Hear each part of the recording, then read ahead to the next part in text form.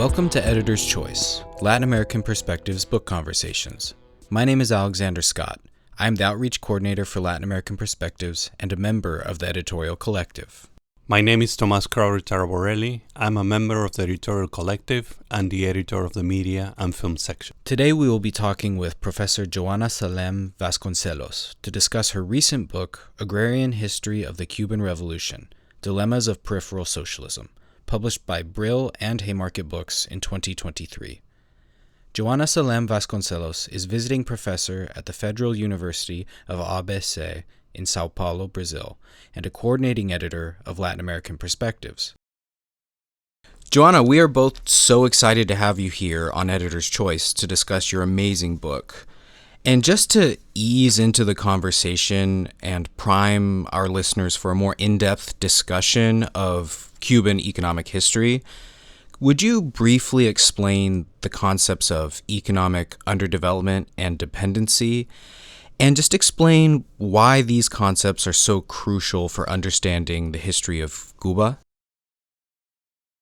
Hi, Alex. Hi, Thomas. Thanks for having me. I'm so happy to be here and to discuss this issue.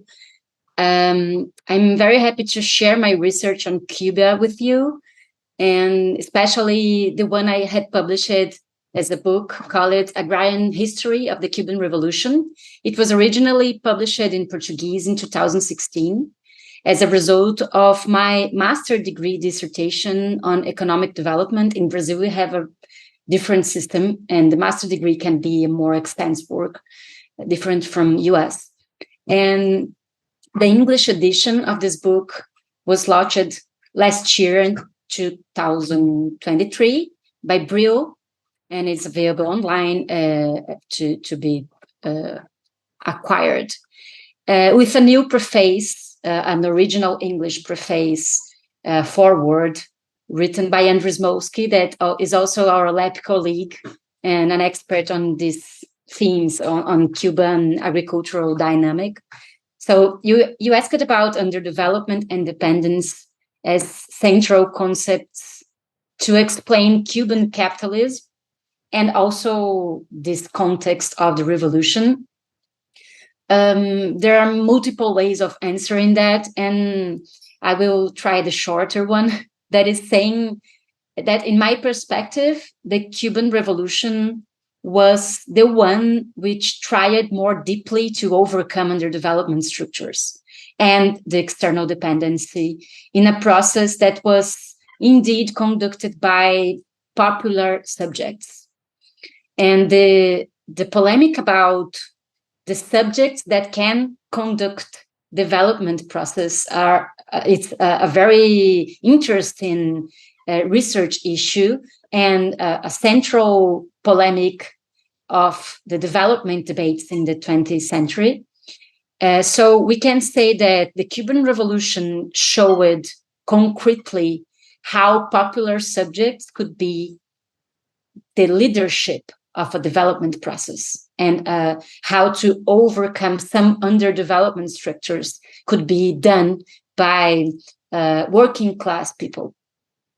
Despite that, we can say that Cuba could not overcome underdevelopment and dependency entirely. And any country could do that alone. As Trotsky and Lenin said in the beginning of the last century, there is no socialist revolution in one single country. So if Cuba had more socialist allies in Latin America, it could probably be a very different story. Anyway, Cuba could not overcome underdevelopment structures, despite the fact that it was the country who reached more far this path in Latin America. That's why I like to define Cuba today as a peripheral socialism or a dependent socialism. Because despite the undeniable conquests of Cuban Revolution, especially in the field of equality and social rights, there are persistent underdevelopment structures that the revolution could not destroy. For instance, the external vulnerability, the primary exportation model, the low productivity of the economy, the scarcity of dollars or international reserves, a weak and also unconvertible currency, which was partially controlled firstly by the monetary relation with USSR and after the USSR collapse, about the double currency system from 1994 to 2021. And it also appeared, this underdevelopment features and structures also appear in social relations. For example, Cuba is not a country 100% free of racism and sexism. So there are colonial structures that still operate in the social problems and social relations inside the island, or we can say colonial inheritances, something like that. Because the underdevelopment, it's a very complex concept, very polemic. I think that all economists, sociologists, and historians who worked in the 20th century had to deal with it some way. And there is many interpretations about how to define it. But I think that briefly we can say that underdevelopment had to do with economic structures that were made by external powers and by external and to attend external demands that had nothing to do with the internal population demands or the social demands from the working class and peasantry and indigenous people and the poor people of the country, of the underdeveloped country.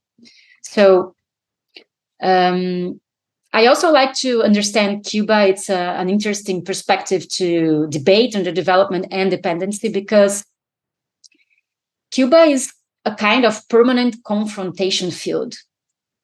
We can say that Cuba is a politically active issue in so many countries, even today. When there was this protest in 2021, the international left wing, but also the right wing, everybody was in a very emotional debate about what was happening, how to interpret that. Even if Cuba is little island, we can say, in the Caribbean, and with a population that is smaller than, for example, my city population, that is São Paulo. Even it is not a giant country. It's politically giant because I like to say the conservatives cannot bear its conquests. The right wing cannot bear the conquest of Cuban Revolution. There are many conquests. But at the same time, we can say that the revolutionaries and the reformists cannot overcome the limits of the Cuban Revolution. And sometimes cannot admit its limits. And that's why I think that Cuba becomes a very emotional issue, including today, regarding the most structural problems of Latin American history. That was an awesome response. That was great. Now, in thinking about underdevelopment and dependency, your description of the Cuban economy prior to the revolution, I think, was really crucial for contextualizing your later analysis of the economy post-revolution. And on this point, I'm hoping you would please describe the economic, class, and social structures that were maintained in Cuba before the revolution, and what were some of the specific processes and consequences of the increased involvement of the United States in the Cuban economy in the beginning of the 20th century? Well, the first chapter of my book, it's about Cuban capitalism, especially in the 20th century. So Cuban capitalism follow a Caribbean and Central America dynamic of what we can call ultra-dependence, or sometimes neocolonialism. What the Cuban literature had called República Intervenida, or República Neocolonial. It was a peripheral capitalism in its crude and cruel form, with more opulent richness and the worst poorness. So the inequality, the structures of inequality in Cuba were very, very radical. It was an emblematic example of what Andrés Gunder Frank called development of underdevelopment, and how the internal bourgeoisie would not be the leadership of any national project.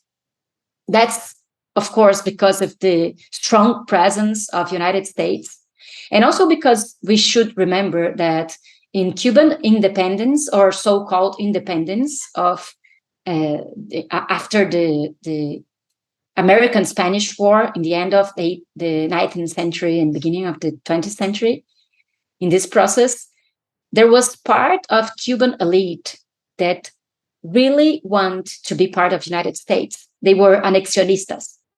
Part of Cuban bourgeoisie in the beginning of the last century really want Cuba to be a state of the United States.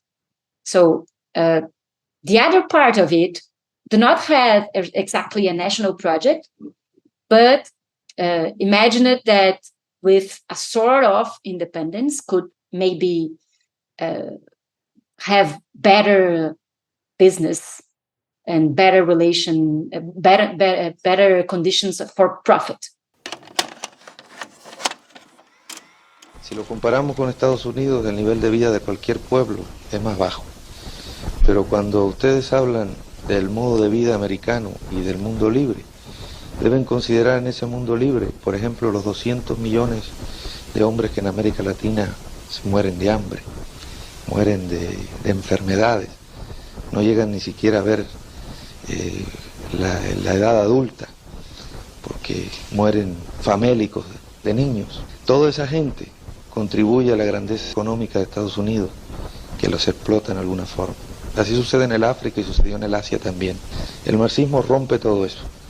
En Cuba, evidentemente, hoy hay una situación más estrecha para mucha gente que antes, pero hay una situación mucho mejor para mucha más gente que antes. Y eso lo puede ver usted si viaja por el interior, si conoce a los campesinos nuestros, cómo vivían, a nuestros trabajadores del azúcar.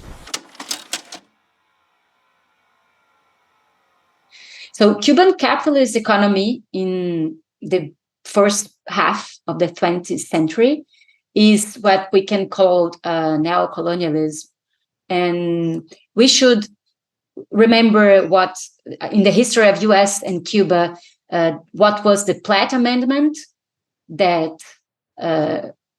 prohibited Cuba to relate economically with other countries without the permission of the United States. Cuba could not sign any commercial act with different countries without the permission of the United States. The Platt Amendment was also the one who implanted the prison of Cuba, of United States in Cuba. And after the Platt Amendment, there were many law mechanisms that renew the same dynamic of impositions from United States to Cuba. In 1933, there was a revolution or a social rebellion in Cuba that dropped a president called Gerardo Machado, a revolution against him, against his government. And after that, Platt Amendment was also destroyed. But in 1 year before, 1934, there was a law called Costigan-Jones law that was a commercial treatment between Cuba and the United States that kind of convert this military and political domination into an economic one. And it reproduced this sort of pattern. It installed, for example, the sugar quota system that was a way that the United States could control sugar market and sugar exportation from Cuba. and it was very impositive to how Cuban economy organized because of the monocultural dynamic and monoproductive dynamic of its economy. So Cuban capitalist economy in 1950, like one decade after before the revolution, is a very well-known scenario, but it was very dependent on sugarcane. Like more than 80% of exportations was agrarian, and from that, something like more than 50% was sugarcane. And just 5 agrarian products represent almost the entire basket of exports of Cuba. Also, more than 80% of commercial relations with Cuba of Cuba was with United States.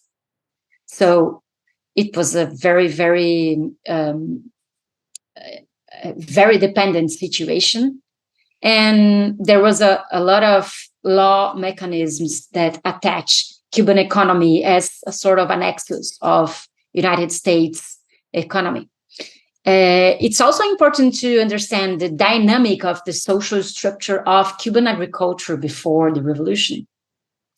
It's a very complex structure, but I will summarize some aspects. One of the main aspects were the structural heterogeneity of the agrarian production chain. It means that the labor exploitation in the sugarcane fields were manual, were basically a manual work that required thousands of working people, but these people were dismissed after the zafra. So they call it tiempo muerto. During the zafra, they had this absorption of workforce in the countryside, but it was like from, we can say, November to April, something like that. And then in the other half of the year, this working force was not needed anymore in the zafra, in the sugarcane fields, and they were just dismissed.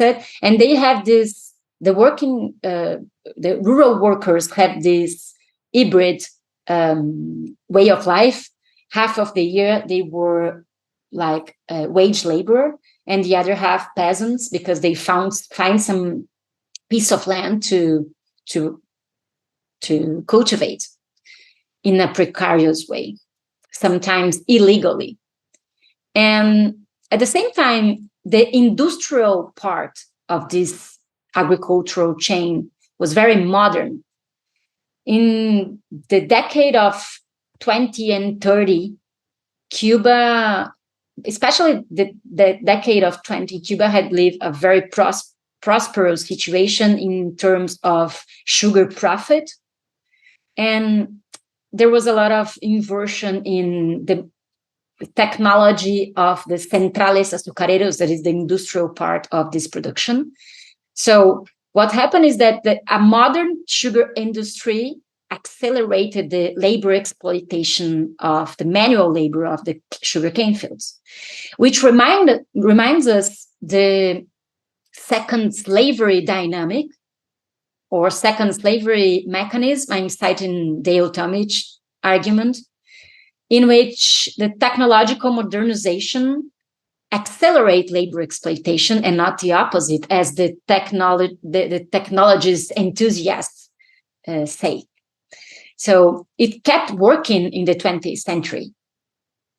As much as the sugar industry was modernized, more the manual labor and sugarcane fields were exploited, because the demand on sugarcane to address a very, very productive industry of sugar was more and more accelerated. So in this scenario, we had extremely impressive concentration of land in a few hands.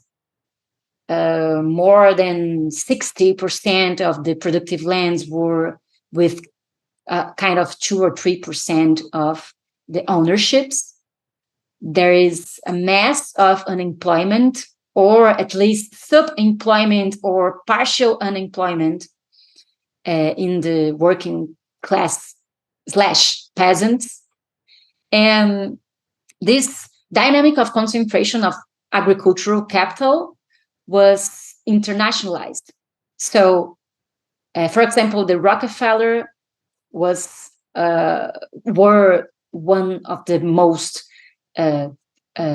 powerful ownership of Cuban lands through the National City Bank and other banks. The United Fruit Company, that is very famous. And I have done a description of the giant ownership, agricultural ownerships in these decades, especially in the Revolution Eve, we can say.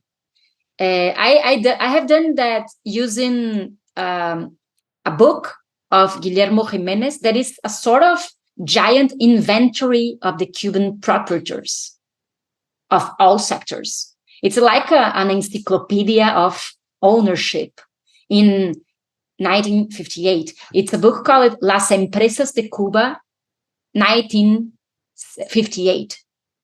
And I took a lot of time like studying it and building tables and building this map of the 10 biggest groups that control agrarian capitalism in Cuba just before the revolution.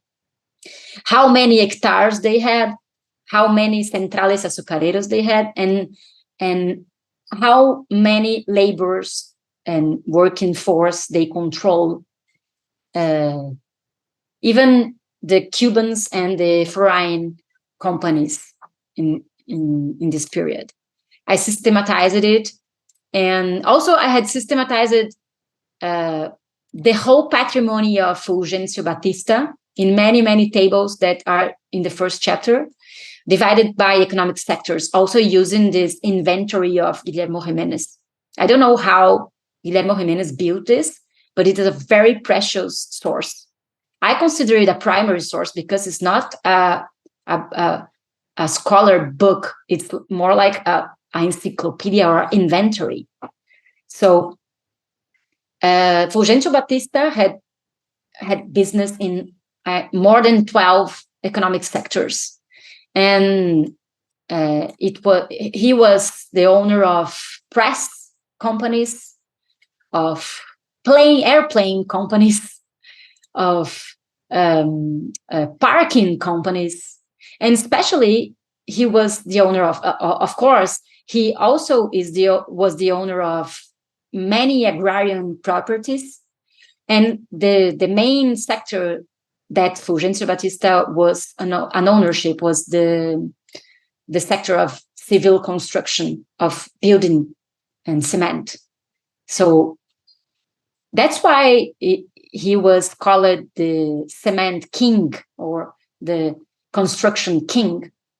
And his dictatorship was marked by this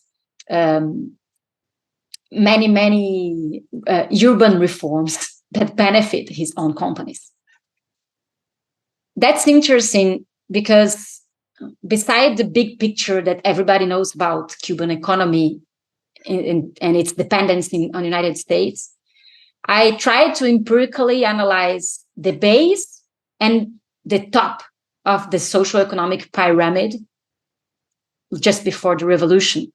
Because in this first chapter, I also describe the agrarian social situation of the poorest from the countryside. And I based it in a document produced by Agrupación Católica Universitaria in 1956. They had, it was a Catholic group that interviewed hundreds of Cuban rural workers about their food habits, their living conditions, their work period, and their yields. And they could offer a picture of the rural misery that the state official data from that time could not reach. The person who showed me this document was Jackson Cho, indeed, this Chilean agronomist who was the Minister of Agriculture of Salvador Allende. And he worked in a FAO mission in the first years of Cuban Revolution to help Cuban agriculture in the beginning of the 60s. And he had this document, and he based some of his reports from that time in this document. And also I used a lot of official sources, like statistical sources from the capitalist state period, to understand this different, this enormous inequality of the Cuban agrarian capitalism. For our listeners seeking insights into Cuba's industrialization campaign, could you elaborate on the historical restrictions that hindered this process? And additionally, what were the notable successes and failures of state-sponsored policies aimed at reducing dependency and fostering industrialization? That's another very interesting question. There are many books, the entire books that try to answer it. And to cite one of them from a Brazilian historian called Luis Bernardo Pericaz, I think that maybe this book exists in English. I'm not sure. But it's called Che Guevara and the Cuban Economic Debate. And it's about exactly the industrialization process, or the intent of industrialization of the Cuban Revolution, the first years. Firstly, we need to remember that industrialization was the primary goal of any development process in ECLAC paradigm or in Marxist paradigm. ECLAC, Economic Commission for Latin American and Caribbean. So the reformists, the technicians of development, and the political parties that identified with Marxist and socialist, they had this in common. The goal of industrialization was the golden goal, let's say like that, especially if we consider the capital good industry, like the top of development, or the top of overcoming underdevelopment for that time, for the 60s, not now. I mean, many things changed, but was to internalize the capital goods industry. It was like the main goal. So Cuban Revolution tried to do that and designed a plan. But firstly, it was super hard to follow any plan because the expropriation process was very accelerated, and the changes, the revolutionary changes in economy was super fast. And it was hard to imagine a planned economy in this kind of context when everything was in revolution, in movement. We can say that the US blockade was the first imperative for Cuban industrialization. Cuban Revolution tried to create this plan of internalizing capital goods industry, but the first obstacle was, previous of anything, was to import spare parts for the industry that they already had. So they want to industrialize, but the industry they already had was sort of blocked because of the scarcity of spare parts. And this is because of the technological dependency on United States.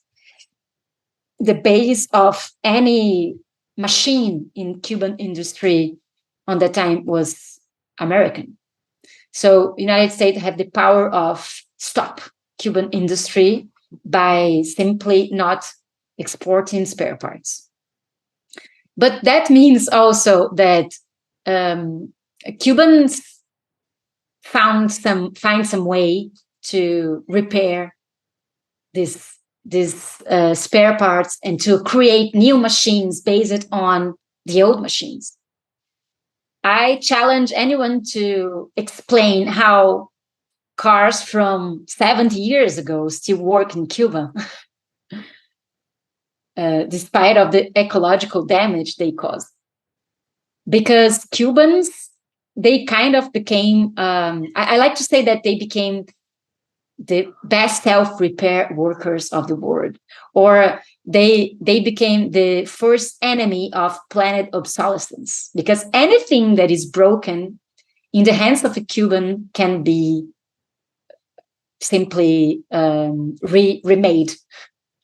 They have this ability to, and that's the consequence of the blockade, because they need to do that. It's a need. Anyway, they imagined a strategy. They soon realized that industrialization was a complex thing, and Che Guevara, for a while, a short period of time, was the Ministry of Industry. And they realized and they agreed that they need accident of agriculture to do this, to industrialize countries. So there is this paradox of underdevelopment that is part of Latin American history, and in Cuba it achieved paroxysm, achieve an extreme situation. That is, to overcome underdevelopment, you need the profit from underdeveloped economy. And that's a very important problem until today. So they realized that they must sell sugar to obtain the excedent, the profit, to make the investments on capital goods, so to industrialize Cuba. And they realized that it will take a while. This process will take a while, and they create what an economist, a United States, an American economy that is eradicated in Mexico since this period, in the 60s, called David Barkin. He called it the turnpike strategy. The turnpike strategy was the development strategy or the industrialization strategy adopted by the revolution. That was basically to accelerate the maximum as possible the agrarian economy, even if it was a colonial inheritance, to produce as fast as possible amount of excedent to invert in industry. They had like a planned three etapes of this, and it begins with the 1970 Safra, the giant Safra.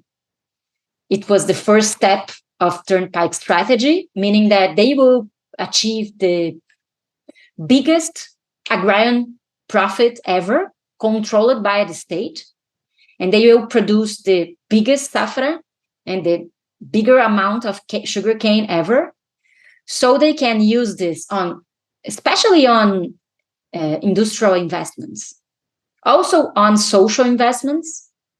And David Barkin highlights very well how in this peripheral condition, there is a tension between the investments on social welfare, social rights, and social protection, for one hand, and on the other hand, the investments on capital goods, on industry. So there is not infinite accident. There is a restrictive amount of money to invest, and the revolution must show the promises, the social promises were real, and politically stabilize itself by conquering social hegemony, by making their promises true and assuring social rights and assuring better salaries and assuring social protection, assuring education, health, human rights, culture, etc. But at the same time, it must invest in industry so it can get out of the underdevelopment trap economically and technically. So that's the main dilemma, I think. And in this sense, agrarian development was a leverage of this process, the first leverage of this industrialization process. It starts on the sugarcane plantations, which is a very obvious contradiction. So we can say the failure in terms of industrialization is that it was not possible to create an integrated industrial industrial chain, because it required a different commercial integration with Latin American and Caribbean that was blocked by US. And it required maybe catalyst technology that was blocked by US. And it was not possible. But by the other hand, we can say there is a success in all this that was full employment, for example, in a society that was previous structurally unemployed. So it was a very important conquest. Also, the creation of an economic structure with social meaning. I mean, solidarity values, collectiveness feelings. And we can say, I know this is polemic, but I believe that we can say a disalienation of labor conditions, because the working process after the revolution has meaning for people. And that's enormous. And it do not have meaning by like a subjectiveness mechanism, but because there are many material conquests that achieve people, that change people's lives. And they realize the majority of Cuban people realize that the working process was returning in material benefit for all. ¿Cómo habría sido posible de otra forma? ¿Cómo habría sido posible lograr esto? Y en este esfuerzo en que nos empeñamos de los 10 millones, duro y difícil, estamos ganando algo más que los 10 millones, que vale más que esos 10 millones, que es este salto de calidad en las conciencias. Y hemos ganado un espíritu, y hemos ganado conciencia de nuestras posibilidades, y hemos ganado experiencia. Todos nuestros cuadros han profundizado en los problemas como jamás habían profundizado, en los procesos industriales como jamás habían profundizado. And of course, we must say that the medium classes lost things. The medium classes got worse conditions comparing to the previous situation. The proprietors and the biggest bourgeoisie, of course, but the small bourgeoisie also. And working class had gains. And this is what could assure the social hegemony, because the majority of Cuban people experienced the material gains of revolution. And this is a very important conquest that I think that explain the durability of Cuban revolution. The fact that the Cuban revolution delivered material benefits and social values able to make work and labor routine meaningful. I don't think it remained like that today. I think there are many new contradictions, especially after the USSR collapse. But we are talking about the beginning of all, and I think that it's a very important statement to do. You're listening to Editor's Choice, Latin American Perspectives Book Conversations. Today we are talking with Professor Joana Salém Vasconcelos about her recent book, Agrarian History of the Cuban Revolution. As I read your book, the impact of agricultural reform and the surge in sugar exports on undermining food production became apparent. Could you explain the factors that led to this predicament and help us understand why Cuba found itself facing this challenge? Yes, that's continuing this paradox of trying to overcome underdevelopment with a socialist path and not alone, because USSR and the socialist bloc was there, but it was very different. Things will be very different if Latin America could exchange with Cuba during this first period of revolution. And what we had seen was the wave of coup d'etat and dictatorships conducted by United States hands in South America. So it really put Cuba in a bad situation, let's say like that, because the process of agricultural reform would be different if Cuba could, for example, diversify its commercial relations, but it couldn't.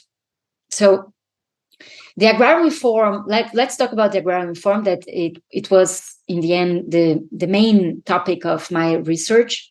All the 4 chapters after the first one, the book have 5 chapters, and the 4 chapters after the previous one that I described firstly was they are about the agrarian reform in different dimensions. So let's say that Cuba had officially 2 agrarian reforms in the 60s. Some authors will say that there were a 3rd agrarian reform, the critic ones like René Dumont, that is a Belgian agronomist. And we can talk about this later, but the first agrarian reform eliminated latifundio, or at least the biggest properties that has more than 400 hectares. They were eliminated. Private property could not have any more than 400 hectares. And they measured land in Cuba with caballerias, but it's a very different unity of measure, so I won't use it here. This means that there is still an agrarian bourgeoisie remaining in these properties with, let's say, 100 or something like that, 400 hectares. There is it's still a big property. But as I said, Cuban agrarian capitalism was so concentrated that with this first agrarian reform, Cuba was able to liberate thousands and thousands of territory to peasants and also to state farms. That is also that's a very important part of this history.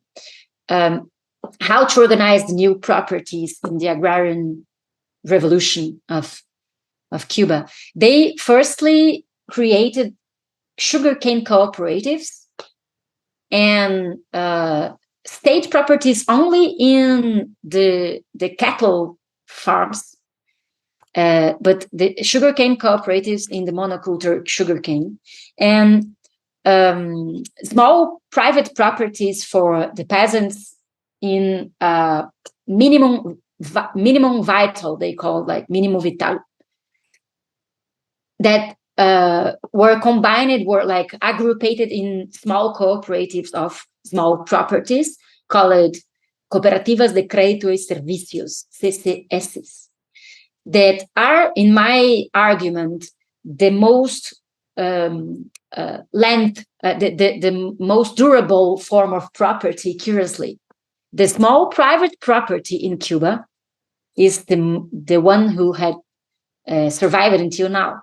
And that's interesting because we can say to the enemies of Cuban Revolution that love private property, that the Cuban Revolution created more private property than capitalism in Cuba, because they distributed more than 200,000 titles of property for the peasants in the beginning of the agrarian reform. And many of them, not all, but many of them are still there, are grouped in these cooperatives.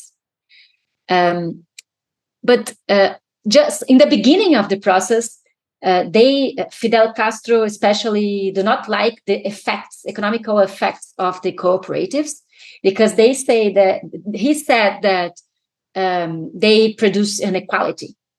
There were cooperatives that were in better lands and could produce more and have, more workers or different conditions from other cooperatives with worse lands and in worst conditions, and it produces inequality. So the argument of Fidel Castro to convert the sugarcane cooperatives in state farms was especially this argument on the inequality. It was a mixed form of property, part private, part state, with state administration. And it generated what I call the small debate, because there is this very well-known great economic debate of Cuba about the value law that happened between Che Guevara and Carlos Rafael Rodriguez, but involving many different political intellectuals and political operators in Cuba, that happened especially in 1963 and 64. So what I discovered was that there were previously in 1961 and 62 a debate on the agrarian forms of property that I call it the small agrarian debate, because of the great agrarian debate that happened just later. And in this debate, in one side there was these foreign agronomists, especially Jacques Chonchol, René Dumont, and Michel Gutelman. They were there to help to assist the Cuban agrarian revolution in technical terms. And as technicians, they were in favor of cooperatives form. They see that the cooperatives, the peasant cooperatives form, have many, many advantages in respect to the state farm form. Of course, the state farm form, remember the Soviet state farms form, and what was a not very pleasant memory. Like it was a traumatic process, the forced collectivization of Stalin, and everybody knows that state farms in socialist societies could remind us of this process. But in Cuba, the politicians prefer to convert cooperatives into granjas del pueblo, regarding this Fidel Castro argument, and also an assembly that they made with the sugarcane cooperativists. So the workforce of the monoculture opted to be wage labor, prefer to be wage labor than to be a peasant. And that is a huge discussion that I made in a part of the book. Why these laborers prefer to be wage labor than to be peasants. Of course, after the 90s, there is a repeasantification of Cuba, especially in the 21st century. We can say there is a spontaneous, firstly, and then planned repeasantification process. But in the beginning, including the revolutionary paradigm said that the Lenin paradigm about peasantry said that peasants were an expression of backwardness or something like that. So there is this identification of the large scale of agrarian and industry productive units with progress and with socialism and with the possibility of planning. So they started to develop the agriculture in these terms. After that, in 1963, there was the second agrarian reform that eliminated all agrarian bourgeoisie, and the agriculture was then divided in two sectors: the state sector with the granjas del pueblo, and the small private properties in ANAP, Asociación Nacional de Agricultores Pequeños, that is an organization that still exist, and it's very, very important and represented, had an important representativeness of the peasantry. So they all were conducted to the goal of 10 million tons of sugar production of the giant Safra in 1970.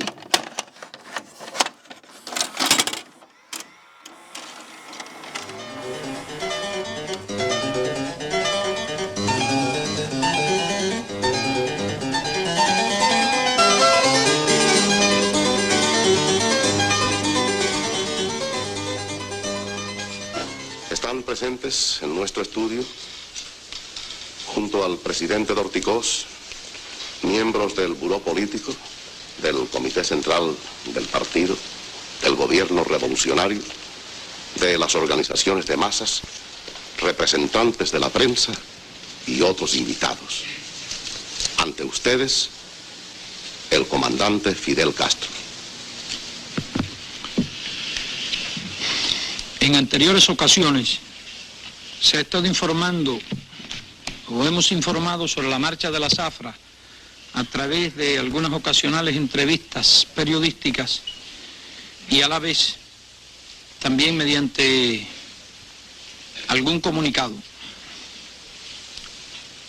También se ha estado brindando una amplia información diaria acerca de la molida, la producción de azúcar, los rendimientos que están apareciendo en la prensa.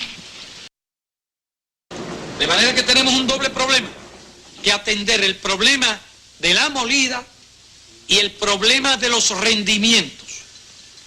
Y en nuestra opinión el problema de los rendimientos ocupa ahora el primer lugar. ¿Por qué?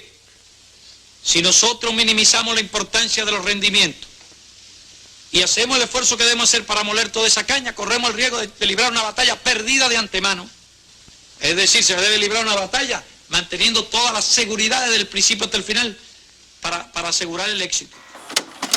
And that's a chapter, one chapter all about this Zafra and the intentions behind it, the problems behind these intentions, the technical knowledge about the impossibility of achieving this Zafra, the developmentalist imagination behind this Zafra, and also how it was terrible for Cuban economy. It wasn't achieved, the goal wasn't achieved, and despite that, the effects of this, the intent to achieve it was awful. Indeed, there is an epigraph of this chapter that is a USSR technician that visited Cuba in 1971 and said, this seems like an economy that had just passed through a war. This seems like war communism. And it was kind of like that because it was a war effort to achieve the Zafra, the giant Zafra. Indeed, I had the opportunity to work and research with audiovisual material of ICAIC, the Instituto Internacional Cinematográfico de Cuba, Instituto Cinematográfico. I don't remember exactly the sigla right now, but ICAIC. I worked with cinematographic material of ICAIC Latinoamericano, cine jornal, how can I say that? Program of news that was that passed in cinema in Cuba, that was transmitted in the cinemas, and it was produced by Santiago Alvarez, that was the chief of this new periodism or new journalism. And I worked in a collective project that produced a cartografía, a kind of map of this source, of this cinematographic source from the 60s to the 90s. there are two books that resulted from this project, one in French and the same one in Spanish, organized by Nancy Berthier and Camila Arias. You can search for it in internet. And I produced a chapter about the Cuban economy in Noticiero y Caique Latinoamericano, in this Noticiero. And they made war metaphors all the time. They produce war metaphors all the time to talk about economy. And the Safra is the top, the main issue that combine this idea of economy efforts and war. That was also part of the moral stimulus and of the moral economy of Cuban Revolution. A common criticism of socialism is the perceived lack of incentives for hard work and efficiency among laborers. It's the classic capitalist criticism of socialism. And in the context of Cuba, could you elaborate more on the strategies employed by the government and Fidel Castro to promote a sense of social duty as opposed to relying on individual monetary rewards or gain? You've already touched upon this, but I'd like to hear a little bit more about that. Yeah, there is some work about it. There is the book of Bertrand Silverman about the moral economy of Cuban Revolution. I don't remember exactly the title of the book, but that's the topic. And I think that it's a classic work about that. And I tried to analyze that in the agrarian scenario, the agrarian perspective. I interviewed many Cubans to do this research, and maybe the most important person that I had interviewed and had the privilege to do was Juan Valdez Paz, that died in 2021, 1 year and a half ago, I guess, or 2 years and a half. Juan Valdez Paz was an expert on politics, on agriculture, on social sciences, on many things. He had this talent of being a man of practice and of mind, of ideas. And he was a very important revolutionary formulator. And he touched the problems of the practice of the revolution in a very realistic way, because he worked in the agrarian economy for 2 decades or 3 decades, since the beginning of the revolution, when he was conducted to work in agrarian fields, firstly on sugar industry, on centrales azucareros, and then he felt that he was beginning to be an expert on that, and then he were dislocated to the sugar cane field, to the land itself, and it was a challenge because there were no more the machine rhythms to organize labor. So I'm talking about labor, and it remember me the things that I learned with Juan Valdez Paz, because he said that it was very hard to organize and a disciplinary labor regime in a revolution that promised social emancipation. Any revolution that promised social emancipation, if it's true, will have a structural challenge to organize labor, because the main incentives for labor in capitalist regime are material incentives typical of consumerism or consume societies, and at the same time are coercion, are about poverty, about being unemployment, about being with a debt.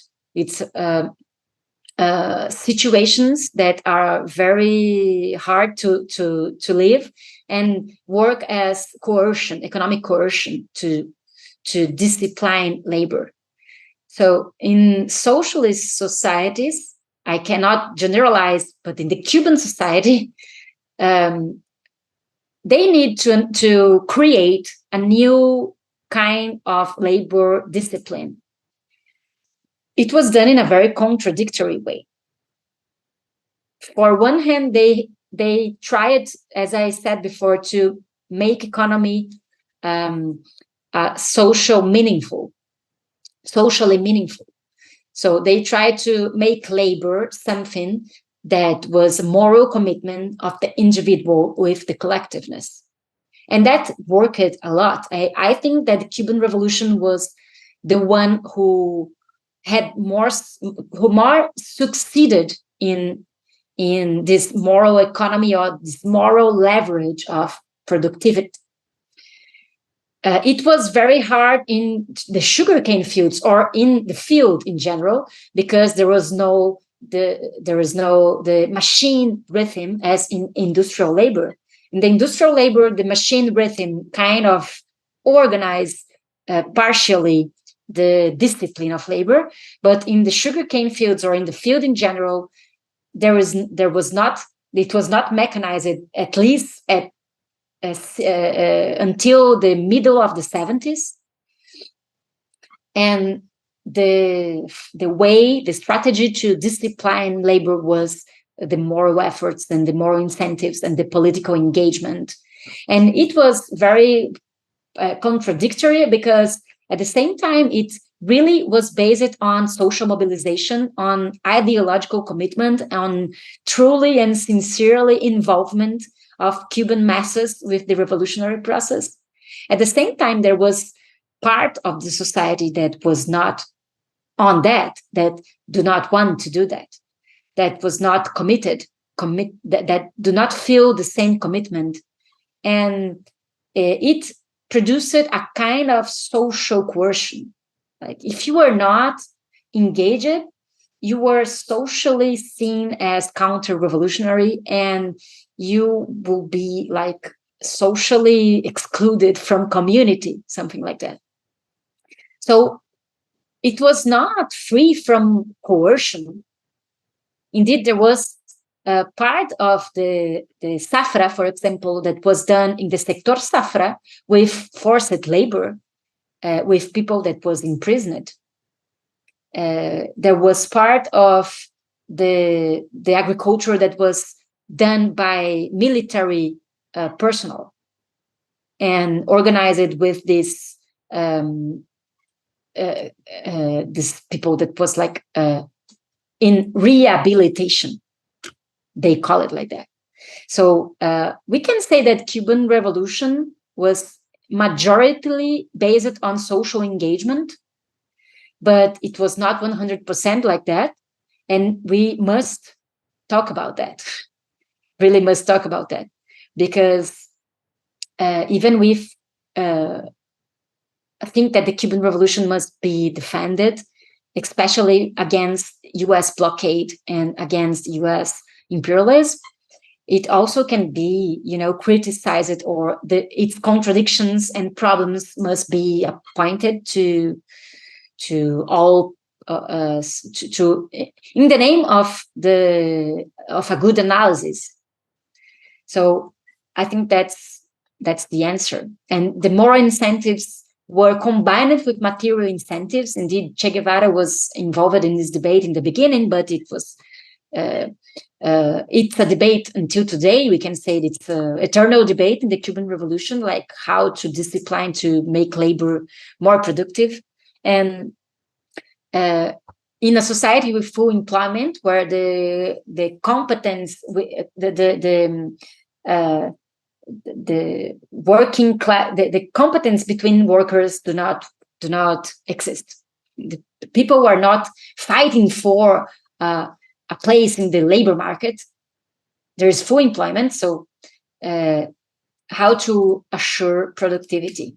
That's a debate until today. And they always combined material incentives with moral incentives, but there was this moral revolution, especially in the 60s and the end of the 60s, the revolutionary offensive, when the moral economy was more intense. And then after that, they combined better the material and the moral incentives. Drawing from Cuba's import substitution efforts in the 1960s, what specific lessons do you believe other Latin American countries can learn from Cuba in terms of economic strategies and development policies? Yeah, that's an excellent question. I once wrote a chapter of a book that is called, the chapter is called Lessons of Cuban Revolution. And I will try to remember exactly the 6 lessons that I wrote about in that chapter. The first one is that there is no space for reforming capitalism. I mean, Cuban Revolution showed that, and also Latin American processes of capitalist reforms that were sometimes rejected by capitalists and imperialism, with coup d'etat and dictatorships. Cuba is the concrete example that some programs of industrialization, for example, and of agrarian reform could not be reached without revolutionary processes. And that's the epigraphy of the whole book on Carlos Rafael Rodriguez. It's a statement of Carlos Rafael Rodriguez in a ECLAC meeting. And I will read a part of it because I think it's very clarifying of this lesson. Awesome. Carlos Rafael Rodriguez, 1969. He said in an ECLAC session, the Cuban delegation wishes to emphasize that, in its opinion, Latin America could not fulfill the requirements of internal transformation as articulated in the ECLAC document, and with which, in general, we agree, but through revolutionary transformation of such structures. Such a transformation should dislodge the oligarchies of national and foreign landowners, resulting in sudden redistribution of income and placing financial and real resources of Latin American economies in the hands of revolutionary states with strong popular support, willing to commit to a real policy of development. So Cuba shows us that there is no space for reforming capitalism. Otherwise we will always develop the underdevelopment, like Gunder Frank said. I think the second lesson had to do with the social subjects that we talk about. It's important to build social and popular political subjects to achieve some objectives that won't be perceived by national bourgeoisies or internal bourgeoisie structures. That's important. Another important lesson of Cuban Revolution. The other one is that the imperialism will counterattack. Any Latin American revolution will be, as an expropriative process, will be blocked by US, will be blocked by international imperialism. And revolutionaries of Latin America should be prepared for that, because there is no socialist revolution on Latin America that won't be refrained and blocked and fight back from United States. Another lesson, of course, is that some social processes, when it's conducted by very strong states that became very powerful because of the concentration of economic resources, also have to deal with excessive centralization and bureaucratization. So one Cuba lesson, I think it's about the problems of centralization and bureaucratization of power, and how we can or must imagine revolutionary processes that could experience self-management and cooperative formats and more horizontal formats. to avoid these kind of problems as excessive centralization of power, excessive centralization of economic resources, etc.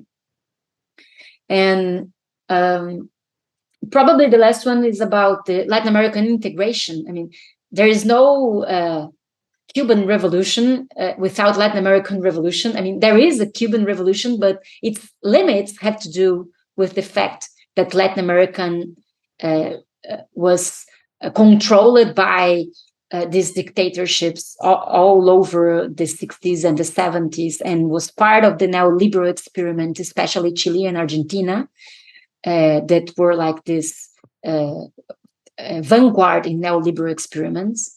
And in authoritarianism, in the American Panama School and the School of Torture, and all sorts of repression methods. And so it was impossible to produce the integration, the economic and political and social integration of Latin America.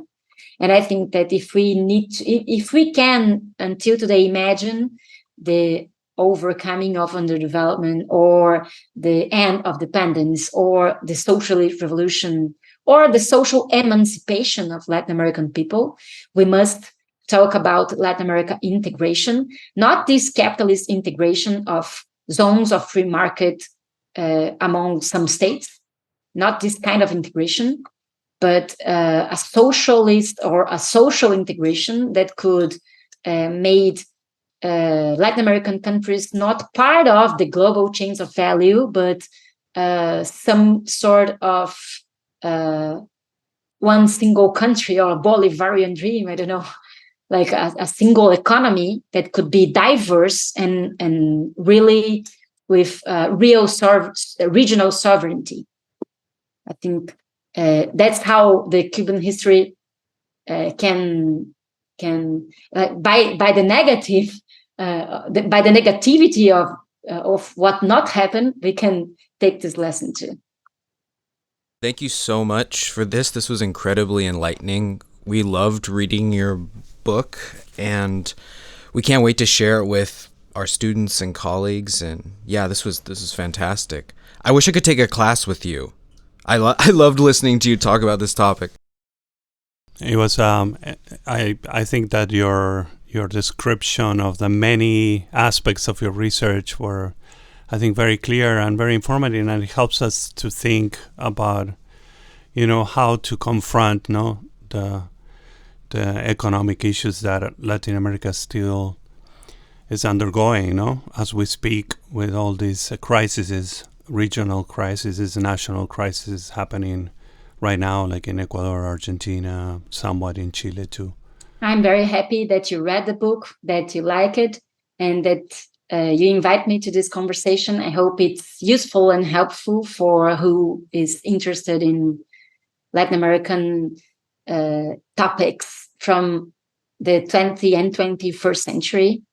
We probably need one podcast more to talk about contemporary Cuba, or from the 90s to today, but that there's no problem, because this topic of Cuban Revolution remains in many other conversations, and I'm very grateful for this invitation. Thank you, Alex. Thank you, Thomas. Well, that is all the time that we have for today, but thanks for listening in. Agrarian History of the Cuban Revolution is available for purchase online through Haymarket and Brill. Check the show notes for a link to where you can order a copy. To receive updates from our journal about new issues, articles, and podcasts, please be sure to follow us on Facebook, Instagram, Twitter, and TikTok. And don't forget to subscribe and rate our podcast on Spotify, Apple Podcasts, YouTube, or your preferred podcast listening app. Hasta la próxima. Gracias.